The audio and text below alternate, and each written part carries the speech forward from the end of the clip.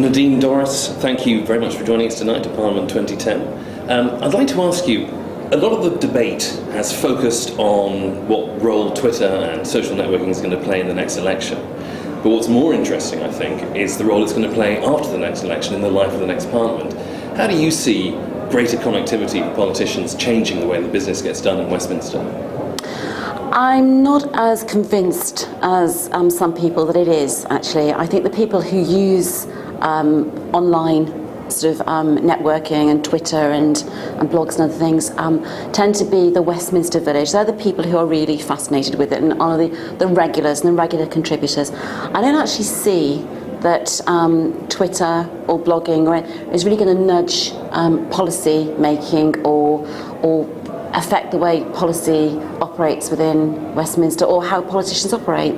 But I do see it as a very good way of quickly disseminating information amongst the people who want to know and need to know. So I'm not actually bought into the idea that it's going to affect the way Westminster operates wholly.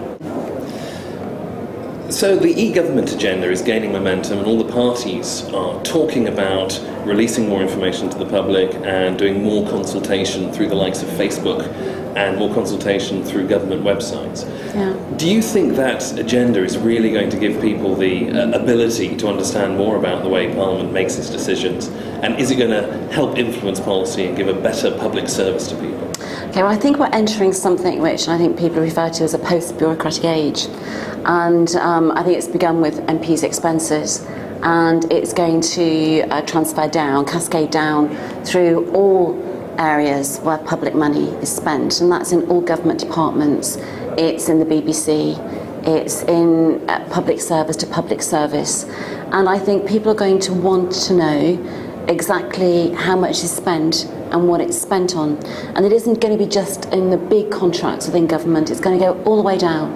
And so I think it's going to be not just a desire of a future government to engage in sharing its data online with people. I think it's going to be something which the public are going to demand. And they're going to demand it via a number of mediums. Facebook will be one. I find myself personally, I still do most of my communicating via email, and I think most people do. But putting that information out there in terms of what's spent, where it's spent, how it's spent, who got the contracts, how they secured those contracts, what value is achieved from those contracts, is going to be a vital way. It's going to be a way people are going to demand that they know moving forward. I'll give you an example. In my own constituency, if someone is on renal dialysis, and we acquire that renal dialysis from one area for £4,000 for that particular patient, and from another area for £9,000. People are starting to ask, why is there that difference in cost? And they want to know who's providing that dialysis, why are they charging so much for it, who got that contract, how is it acquired, how's our money being spent? And I think that's going to be something, and that's a good thing. And that's going to move, and I think we're going to see a radical change in terms of the information people are given and how they're given it in the future. Now, in terms of using Twitter, you're a keen tweeter, you're one of the most active Conservative politicians online.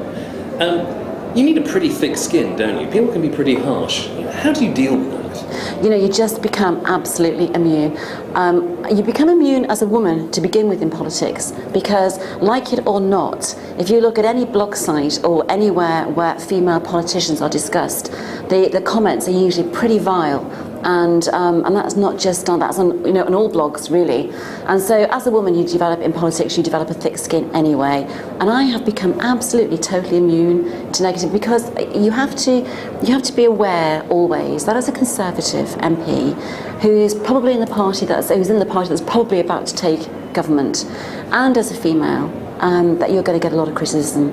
And just today on Twitter, because I blocked somebody recently who used pretty foul language about me, a whole group of Labour activists have dived in today on Twitter going, has she blocked you? Has she blocked you? No, she hasn't, but it's just a way of trying to destabilise me. But it's like firing arrows onto cast iron. It just doesn't make any difference whatsoever. Nadine Dorries, thank you very much. Thank you.